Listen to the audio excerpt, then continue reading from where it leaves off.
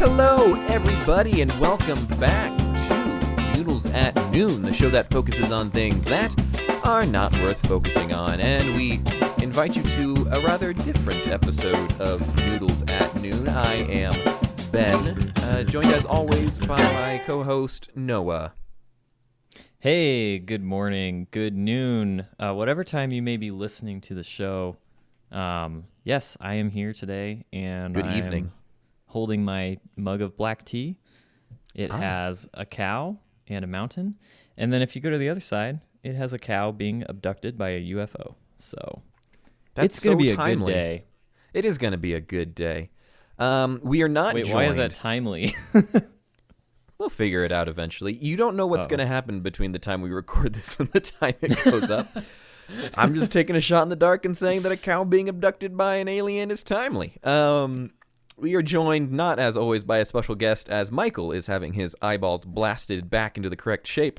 He is getting his LASIK surgery, and despite giving us an ample amount of time to find us another special guest, we didn't, because, I don't know, we both work full-time jobs. It's been a week. It's been a busy week. It's been a busy, Or interesting a different week. It's been a different week. Yeah, let's go with that. Let's go with different. So yeah, it's just gonna be Noah and I this week, and we're just gonna chat. We're gonna shoot the breeze. We're gonna I don't know exactly what we're gonna do. I kind of left this one in Noah's hands. So Noah, take us away. Oh no, I completely dropped the ball. I'm gonna go with this episode is to make up for the 15 minutes of last week that I didn't get to be a part of the episode. Oh, good.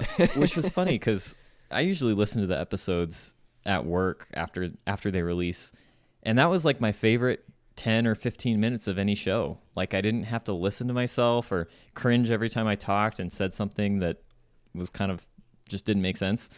You and Michael did a great job, so I'm excited to see Thank how you. this two-person podcast works. There's a reason I don't listen to our podcast, and it's because I talk a lot and I don't want to hear that.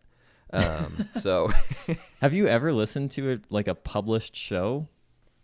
yes, I have. I listened. Well, that's the reason our viewers or our listeners have dropped off. It's because I've stopped listening to each show 5 times after it's gone up. But Noah, thank you for joining us. You told me you have a list of things that you have prepared that you want to talk about, and so I'm just going to let you take it away. I have a couple things too, but Noah, you seem so amped and ready to do this, so go right ahead. I just prepared a myriad of topics of things we can kind of talk about. Myriad? I believe it's myriad. I'm kidding. We can just... I'm not going to cut you off that early. Well, now I'm distracted already, and I'm just going to look up how to pronounce myriad. All right. We're going to listen to Emma saying... Oh, it's got a 5-second ad before the 6-second video, so that's cool. That's our 5-second ad. She's going to say it. Wait, what? She says myriad. Yeah, so does everybody else. Is this like Dalmatians all over again? Dalmatians, and yes. Wait.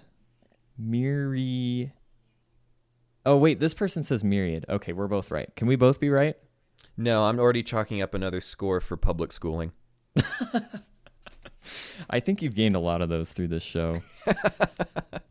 Speaking of, I don't know. I do not like things that make me feel inferior. And I don't think anyone does. I don't think you're unique. There's this really unique thing about me. I just don't like to feel bad about myself. But nothing has quite brought that out in quite a while, as much as watching Jeopardy this week. It was this weekend, we decided to spend our Friday night watching episodes of Jeopardy. Because Netflix, you can just watch old episodes of Jeopardy, at least like the last couple of years worth, I guess.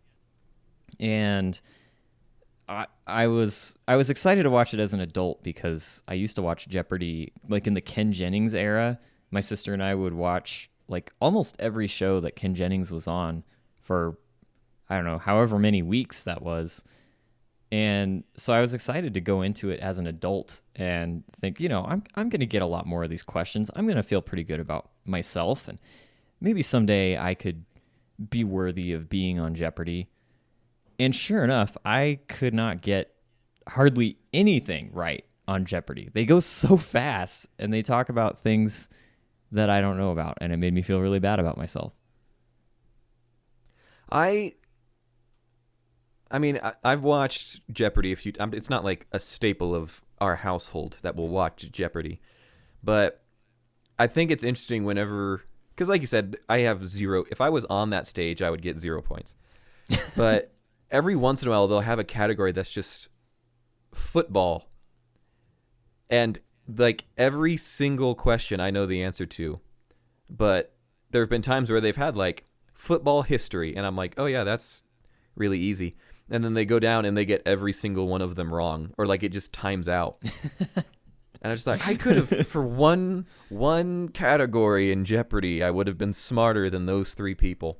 And it's done that with like luck had gone exactly my way. Exactly, yes. Yeah, in this one college.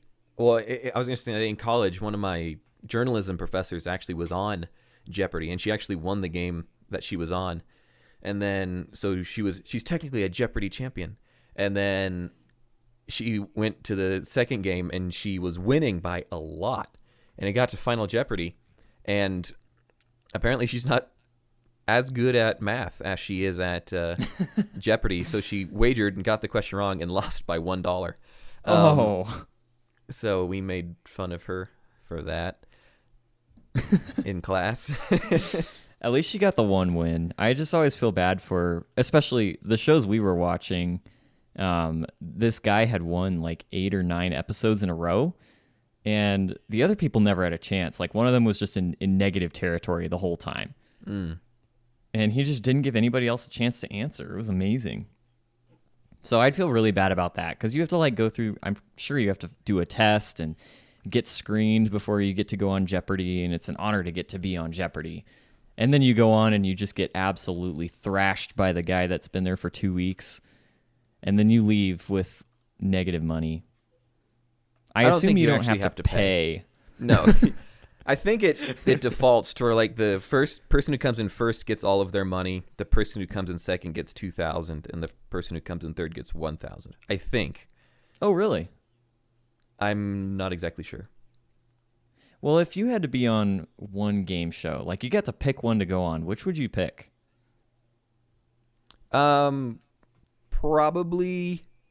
Deal or No Deal, because that game requires absolutely zero strategy. Because no matter what, like the case that at no point can you switch cases, so you can't say never mind, I want that case.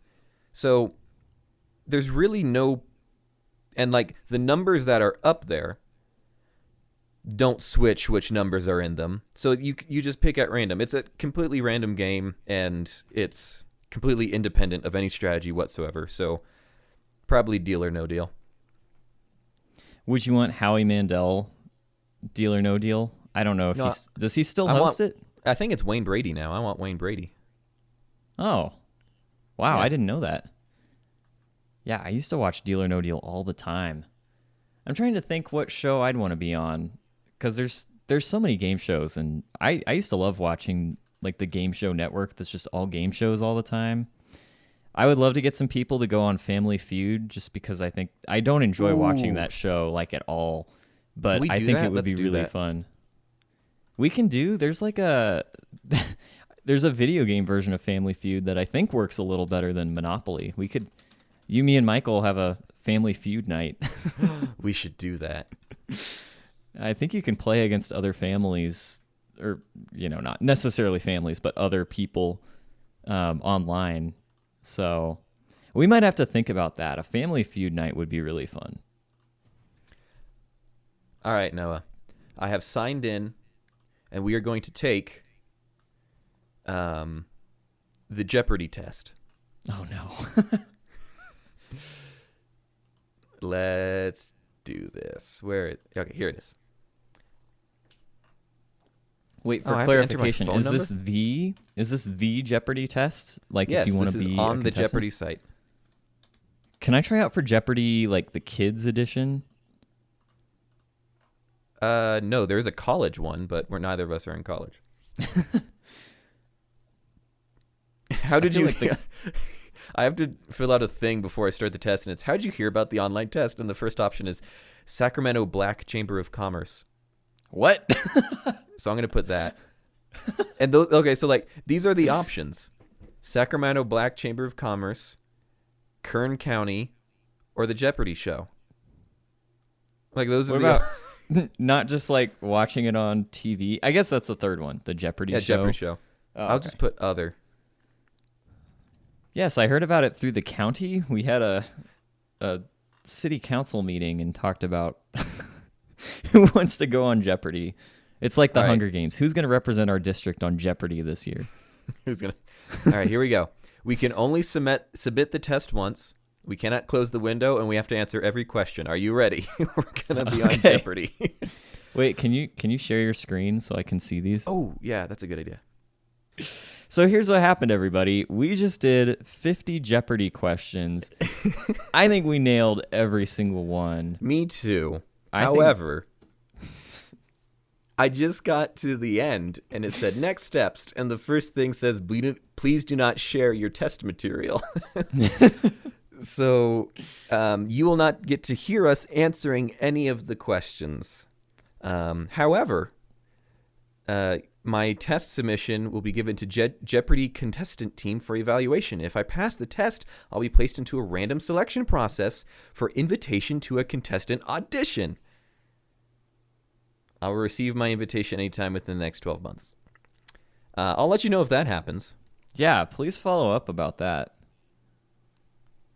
I doubt I'll get anything in return. So I'm so happy we were able to not share this experience with you guys. How many do you think we got right, though? Well, I there have are a 50 number in my questions. head. I think 12. Oh, okay. I was thinking 20. I feel like there were maybe 15 or 20 that we were 100% confident on. There were Okay, but you have to definitely more remember- than half that we were 100% not confident on. Yes, there were also a few that I just misspelled, which I think that's not a fair portion of this test because, first of all, it's timed. Second of all, you don't have to spell it in Jeopardy. Well, you do have for the last one, but Actually, that's a good point. Like, these people on Jeopardy might be horrible spellers, and we just don't know. exactly. So, yeah. Thank you for participating in that with me, Noah. That was a great use of our time that no one will ever know about. Yep. We can't even give it away as like a bonus segment unless No, we can't. Unless we are we not say, allowed hey, to share this. unless you go fill out the Jeopardy submission and then let us know and we'll send you this clip. Yeah. Well, Noah, do you have anything else you want to talk about now that there's like 20 minutes of our show gone? Well, I think we all know what the biggest story in the news this week is, and that was the stock market. Something we talk about on this show pretty much every week. Yep. We're all big into the stock market. Ben, do you have any investments? Are you in the stock market at all? Absolutely none. I don't That- have any investments whatsoever, except for baseball cards. That's true. You invest pretty heavily in baseball cards, so it all depends on how you look at it. I would also, if you had asked me about 4 days ago, I would have said I have never been involved in the stock market, never done anything with the stock market. But that has all changed now. I'm sure anybody that has read the news knows about GameStop and AMC and everybody on Reddit on the internet trying to, I don't know exactly if it was just to make money or to upend Wall Street and upend all I'm the pretty hedge sure fund. it was to upend Wall Street. I think that was pretty much the entire purpose. And I don't even really understand what a hedge fund is. Like, if you asked me to explain to you what a hedge fund is, I absolutely could not. Could you? I don't know if a hedge fund could. That's probably just a some good like point. existent entity that makes money in suspicious ways. And it's not gambling. It's all legal. It's kind of gambling. And it's probably not all legal. And it's questionably legal. Yeah, so anyway, I am not a gambler. I've never done anything gambly, but I convinced Jesse to let me take a very small amount of money, not a big gamble, and just get on one of these stock apps and just mess around with it because I was curious, I was interested. I invested in a few stocks and did not go well. I think I'm in the negative on all the stocks I invested on. However, just kind of as a fluke a few days ago, I also invested in Dogecoin, which is a cryptocurrency. And it shot up like 700% after I did that, which canceled out all my losses in the stocks. And I think I was at like double what I started with. And I was like, okay, this is cool. I should think about pulling out or something. And then I went to sleep, and then I woke up, and it had pretty much crashed all the way back down to where I'm like, I'm pretty neutral. I think if I just pulled out now, I'd be exactly where I started, which is probably the smartest thing I could do. I don't know. What do you think? I think you got to write it out, man. What is Dogecoin? Okay, so you know what Bitcoin is, right? Yeah. It's just like another cryptocurrency that was started as a meme. It's based off like, the Doge memes. I think is it Shiba Inus? Is that how you say that breed of dog? Mm-hmm. That's like, I don't even know like the origins of the Doge meme, but it's basically a cryptocurrency that was started as a joke, but it started to get some traction, and it went from like being valued at 1 cent of US money to like 7 cents, which doesn't sound like a lot, but if you have like 10,000 Dogecoin and the value of it is 7 times, then it's a big deal. So I don't fully understand anything I'm doing here, and like I said, it's all very low stakes because I don't necessarily condone just straight gambling. It's currently sitting at 4 cents, I'll have you know. It is, yeah. I'm actually sitting here watching it. It's like it keeps going up, and then it tanks, and then I don't know. I've tried to follow some of the news about it, or like read tweets about what it's going to do and if it's going to go up or down, and it makes no sense to me. So I think after about a week in the stock market, I think I'm going to pull my money and pretend like that week never happened because I didn't understand it. I at one point had the Robinhood app, and I know that Robinhood's now in some hot water, but I had that, and it like gave you a free stock to start out, and I think I chose GoPro because it was like $3.80. So I was like, yeah, you can choose this, and like, so I was like, yes, I'll buy into GoPro. I'll own stock in GoPro. And so I did that, and like a day later I looked, and it had gone up to like $4.50. And I was like, dude, I made money. I'm getting out. So I sold, I made my 80 cents, and lived my day, and then went back to bed, woke up the next day, and I looked, and GoPro had gone back down. And I was like, I am a genius. Like, I played the stock market, I made money, and I got out in time. And I was like, it is possible, however, that the only reason it went up is because I bought it. You were the and one then the person. only reason that it went down is because I sold it. So I fluctuated all of GoPro's. Just this one guy on his app. Just I one just person. fluctuated GoPro by 10%. I will take you all down at GoPro. That's my only experience with investing in anything. So investing has been good to you. You made, what'd you say, like $1? A little bit less than that. But hey, some people would say they've lost thousands or millions or maybe even billions in the stock market. So you might have one of the best stories in the stock market. I might. Yeah, I'm in the top 1%. We're really we're missing the one person who would actually be good at this conversation, which is Michael, because he actually does investing stuff. So he probably knows more, and he's probably going to listen to this and be like, those fools. Because that's what Michael sounds like. I made the mistake of telling Michael, or just asking him, hey, what do you think about all this? And then he told me, like, hey, you got to use this app. Don't use the Robinhood app. You got to invest in this. I'm not investing in any of this. I'm staying far away from that. So, I'd be curious to ask Michael his thoughts about this when he gets back. We'll have to do that. He won't be back for another 2 weeks, unfortunately. And by then, I wonder if it'll still be relevant then. If people, I wonder if the stock market will still exist in 2 weeks. What was happening a year ago, even? Well, I'm so glad that you asked, because I have pulled up a list, and it's going to be like kind of a quiz, kind of not really, but of the most popular news stories from January of 2020, now that we're at the beginning of February.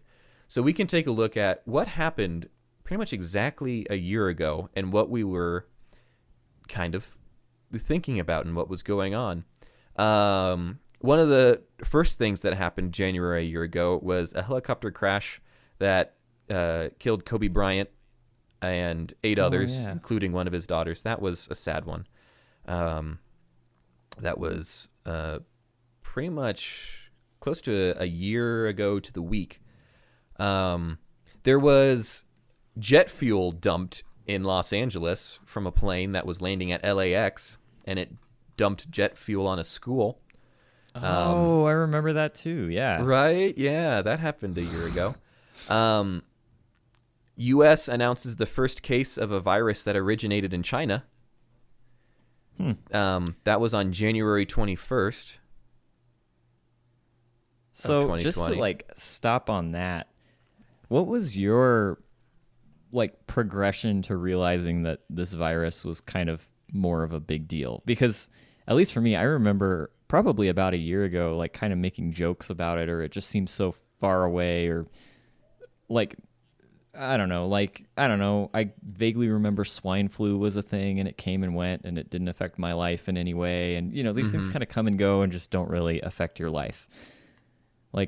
When did it start to get real for you, or what was how did you kind of remember responding to this news when it was first starting to break in the U.S.? When it was first in the U.S., I was kind of like, oh, that's probably not good. I probably didn't think, kind of like what you're saying, I was kind of thinking the swine flu happened and we're all fine. Well, not everybody. Swine flu did affect people, but It wasn't anything crazy. I didn't think so at the time. So I was probably just it'll be like that. And we, a couple years ago, we had that whole Ebola thing. And that nothing really came of that. At least in the United States, it didn't. For me, it didn't really start being a real thing until March. And then I think March 13th, which was a Friday, by the way. It was Friday the 13th. And I know because I was supposed to leave the next day for my spring break trip. And on Friday the 13th, the day before, everything got canceled. And that's when I was at a party when we got the news. Oh. That campus was going to be closing, because it was a going away party for something that we had on campus. So I was yeah, I'll go there. I'll meet some of my friends there. So we were all together. And even when we were all together, we weren't oh, maybe we should be meeting in groups this big. We were well, that's sad that we can't go. Oh, well. And then we couldn't go back to campus, and now we're here. And everything that happened between that Friday the 13th and now is a complete blur. So, yeah. Yeah, that's funny. My experience, and I'm sure it's similar for a lot of people, but yeah, I remember, I'm actually looking back at the calendar. We were supposed to leave on Saturday, March 14th to go down to Mexico for a week. There's an orphanage that we've gone down to a couple of times, and we do some work there over our spring break. And like Thursday, we loaded all our bags onto this trailer that was getting ready to go down to Mexico. And I remember us all kind of following the news and thinking, oh, this is weird, but I guess we'll pack up and get ready to go.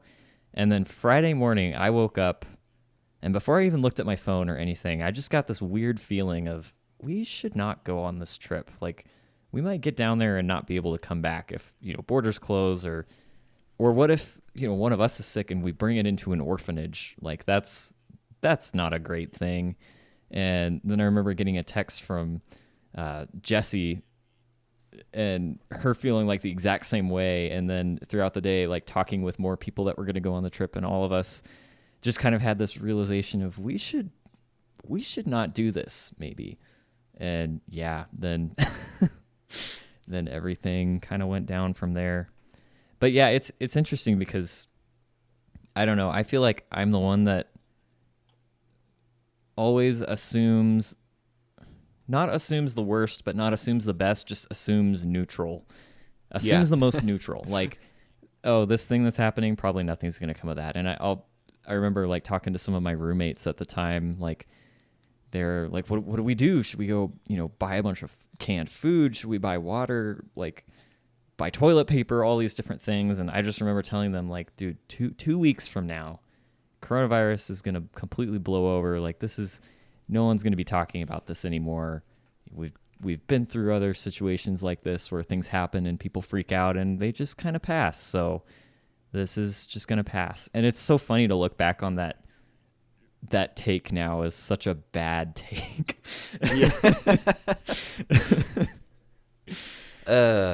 Yeah. That was, yeah. It's weird to think that the first case was pretty much exactly a year ago. Yeah, and now I can't leave my house. Yeah, it's definitely taught me. I think like trying to pull lessons from the past year. A lesson I've definitely learned is, we as humans, or maybe especially as Americans too, I'm not sure, but we tend to not really care about problems until they affect us or affect the circle around us. And whether that's racism, like, well, that doesn't affect me, so I don't really see the problem, or coronavirus, well, that's happening overseas, but that's not happening here, so I don't really know what I'm supposed to do about it. I think this year has helped me to learn to care for things even beyond my little small circle, and the importance of just caring. We're supposed to be a show that talks about things that are not important or not worth focusing on, but that was poignant and useful, and I think true. So, yeah, there's definitely like that's their problem. Why should we care? Mentality, and nothing like a global pandemic to bring us all together. But yeah, other things that were in the news a year ago. Apparently, we were going to go to World War III with Iran. I remember being more concerned about that because I am not made to go to war. My personality and physicality and mentality and emotionality would not bode well going into the U.S. draft. And yeah, I'm glad nothing came of that. I will say. Yeah, I don't even remember that. The only Iran news I remember is that they were hit really hard by the pandemic really early. They were, yeah. Man. Well, that's kind of what was in the news a year ago. Wow. Just to name a few. That was a really good idea. It's interesting to look back at what a year ago was. I like to do that with my photos on my phone. I feel like I do that every couple of weeks. Like, just look back to see, what was I doing a year ago, or what was I doing 2 years ago? And sometimes right now that makes me sad. But it's fun to look back on. It's fun to look back on memories regardless, and just remember all the fun things that we've been able to do. And yeah, I don't know. Yeah. So to look forward, my last thing I really wanted to talk about, because it's a really nice day today. At least, well, I haven't been outside. I don't go outside. But from the looks of outside and what has been reported to me by Jesse, it's a very nice day today. And it's made me think about summer. And I would love to do more with my summer than last summer. And, obviously we have to be careful and you can't just do anything. But what do you want to do this summer, Ben? Like, what kind of activities or what big plans? What's something you'd like to just do for fun this summer? I wanted to look ahead and kind of get excited about maybe some exciting things that could happen. Well, it's interesting because I've been thinking about summer too, but the most prevailing thought I've had about summer is that this is the first year that I don't get a summer break. Oh, yes. Because I have graduated and gotten one of those real jobs. So I've been even at my work when I'm thinking, I'm like, oh, I just gotta, it's kind of stressful, but I'll get to, oh wait, no, I won't get to summer break. I will just get to summer and then continue. Continue working. Yeah. But I guess what I need to focus on the most for summer is finding a healthy work-life balance with summer and still being able to do things during the summer. So if you have any tips for work-life balances, that'd be great. But I don't know. I guess with summer, I'm excited to get vaccinated. That's a weird thing to be excited for. But hopefully that will happen. And once that happens, things can kind of return to, I don't want to say normal, but whatever the new normal will be. And just go out, meet new people, be adventurous. That was kind of my New Year's resolution, to be more adventurous, because I've spent literally the past year staying home for the most part. Right. So just finding ways to do things that I wouldn't typically do, like go places and do things and see things and just have fun doing that while also working my full-time job. You can't. That's kind of my answer. Stay home and work all day. Stay home and work? Okay, fine. Just kidding. Yeah, I keep thinking about all the cool things that there are to do in this town. Like we don't live in the same city, but we live close enough. And we both have lots of cool things that we can do in our towns. And yeah, Jesse and I talked about really just wanting to do more of that. I'm missing concerts really bad. I would love to go to a small, live music at some kind of cafe venue or something this summer.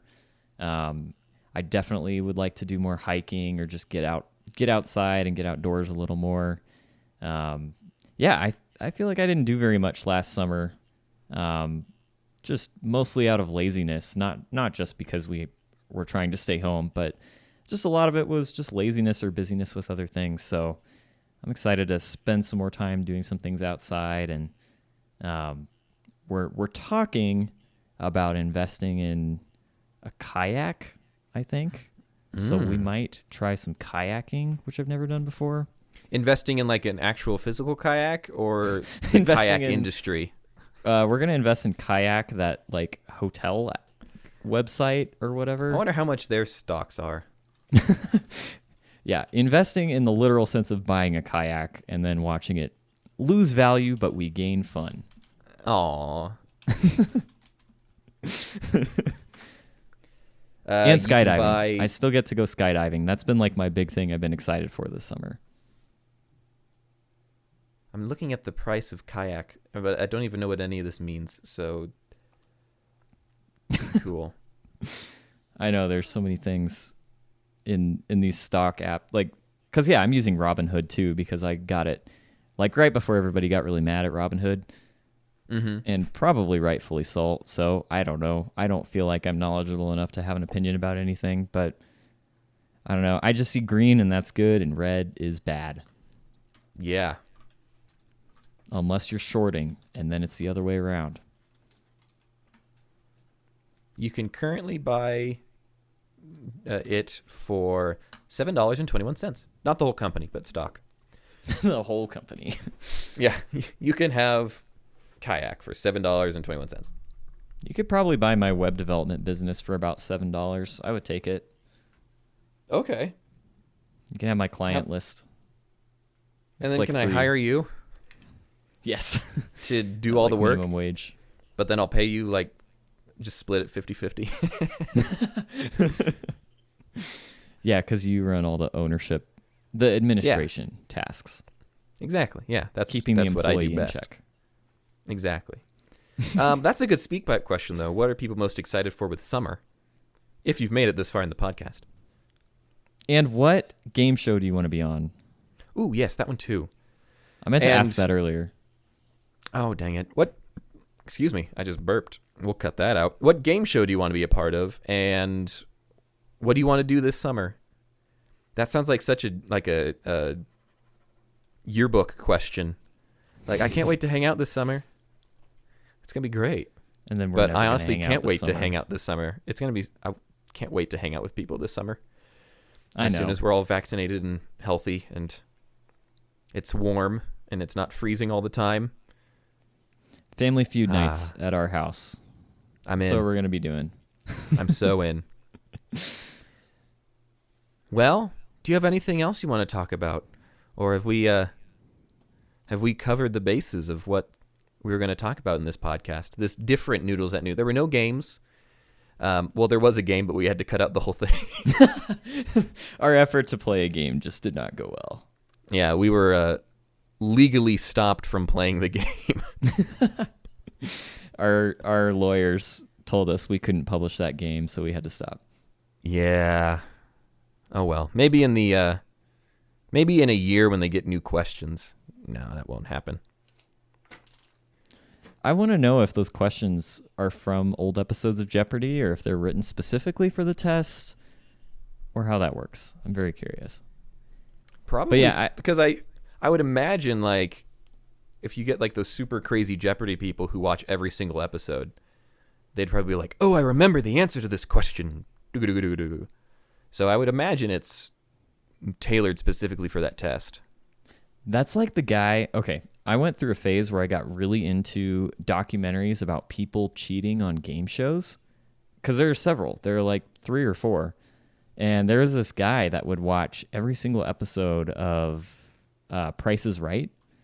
And he would keep these long, complicated spreadsheets of what every single product on the show cost because they'd use the same products multiple times in a season. So he got to the point where he had the price of every single product they would show on Price is Right and committed all to memory. And then he kept trying to go on the show because he would just know all the answers. And I think he went on multiple times and he won a bunch of stuff. He did really well. I think the producers got pretty upset about the whole thing. There's also one about a guy that cheated on Who Wants to Be a Millionaire. He like had people planted in the audience that could like or cough or different things to signal what the correct answer was. So it was really like 5 people who were all really smart combining their knowledge. It's really interesting to me. I don't know. It's a very weird, tiny genre of documentary, but it really appeals to me for some reason. That is interesting. I was watching, has to deal with Family Feud, and I was watching a clip from a Family Feud episode the other day, and it was for like some skee ball table or whatever. And the first person, the very first person, they're like, "How much do you think this is?" She goes, $1. And then they're like, they go to the next person. She's like, $2. Why just go all the way down? Yeah, why would you put $1 as your first option at the very beginning? Yeah, because the next person can just say $2, and I really wanted the third person to just go $3. Yeah, it just goes down to $5. Yeah, $2 is just as dumb an answer as $1 in that point. Oh man, game shows. I would love to do like a spin-off podcast where we just review game shows. There's so many that last like a year and then go away. I would recommend for our listeners, look up The Baby Game. It ran in, I think, the 60s for like one season. And it has to do with like parents betting on their babies to like race across the room, or bet on if children will be able to correctly solve puzzles and things like that. It's very weird concept for a show. I think my parents would do well in that just because they have very low expectations of me. And that's a good thing. Ben won't figure this out. There's not a chance. That's the only way you can go into that show, is like with incredibly low expectations, because either you're correct or you're proven wrong, but then your baby's a genius. So if you're like, no, my baby can't do that, you either win or you're like, oh, hey, my baby can do that. Maybe I'm a better parent than I thought. That's true. You win either way. You win either way. Except money is more valuable than thinking you're a good parent. So. Yeah, that's true. I'd rather have money and think I'm a bad parent. I'm a horrible parent. You can't do anything. But I'm rich. But I'm rich now. Keep making me money by being bad at things. That's when you have to like scheme with your kid. Like, okay, just fail everything. Exactly. But babies don't understand that. That's babies true. are so babies. inherently competitive. They're just like, well, I want to win. I've never met a baby that wanted to lose. Every like competition I've gotten into with a baby, they've always been very determined. However, I'm 22 years old, so I destroyed them every time. Babies are cutthroat, man. What can we say? Yeah. Well, that's all. Actually, okay. I know it's become a recurring thing, and it's such a minor thing for me to talk about my garage door, but I just have to add an epilogue to my garage door tale. It gets so much better because I know what he's going to say. Last week on this show, I said to everyone, update on the garage door. I fixed the garage door. I installed the new logic board. It all worked fine, or something to that. That was a lie. That was a paraphrase. That was a lie. Not probably 2 hours after recording that show, I get a knock on the door from my neighbor who says, hey, I noticed when I push the remote from my garage door, it opens your door too. And sure enough, I end up hearing from 2 other neighbors that it's also doing the same thing. And we end up determining that pretty much all of the neighbors in our complex, and there's like 60 neighbors that share a garage door in our building. It's just like, 60 garage doors all lined up in a row, that anytime any of them push a button, it activates our garage door. So we kept like closing it, and then we'd look out a little while later and it was open, and our neighbors kept looking really confused. I saw a few of them open it and see our door go up at the exact same time, and they'd kind of look at it like, oh, was that a fluke, or did I do that? So I told my boss at work about this randomly, and he happened to install garage doors back, I think, in college or something like that. So he gave up time out of his day and brought his 2 sons. In fact, one of them, Jacob, I know is a listener of the podcast, so shout out to Jacob, or sub to Jacob, as his iTunes review name says. So go subscribe to Jacob on whatever platform. That means. And he and his 2 sons came over and installed a new garage door opener for us. So that's very sweet. It's finally fixed. As far as I know, it's working. But what a mess. So wait, your neighbors could open it, but their garage door button wouldn't close it? Not all of them. Some of the neighbors could close our garage door, but not all of them. It makes no sense. That doesn't make any sense. Because, like, if it both opened and closed your garage door, that's fine, because, I mean, people only have the garage door open for, like, a minute as they're getting their car out, and then it would just be closed again. But yeah, since it doesn't do that, that's a problem. It was bizarre. So well, I'm glad it's all fixed now. Yeah, don't try to fix things. Just let somebody else do it. That's my brother's approach to pretty much everything, and it's gone pretty well for him thus far. So yeah, sometimes you just need to accept, you know what, it would be better if I just paid somebody to do this. Well, I'm glad that finally worked out for you. And I think that's the end of our two-person podcast, the first ever two-person podcast ever in the history. All podcasts have had either one or three people historically, so this is the first one ever. It'll surely bring on a wave of new people doing two-person podcasts, but Noah, I'm glad we were the first to ever do this, ever in the history. It's good to be groundbreaking, you know? Yeah. We really set a trend. I think next week it would be fun if I also dropped off and it's just you talking for an hour. I would enjoy that. I wouldn't. Because I can't talk for an hour. Well, I could, but it wouldn't be interesting. I wonder what the Guinness Book of World Records... Well, I wonder what the Guinness Book of... Hey, Noah, do you want to say that for me real quick? The Guinness Book of World Records. I wonder what that is for the most people on a podcast at one time. We could try and set that. Except maybe not now. Over Discord. Yeah, not right now. What is the Guinness World Record? Can I not spell? For most people on a podcast.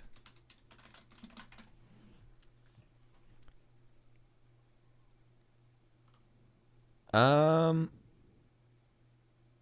don't think there is one. So we could set it. Sounds like that's our job. We've got this. Maybe 5? I don't know that I've ever heard a 5-person podcast. That's probably probably a record.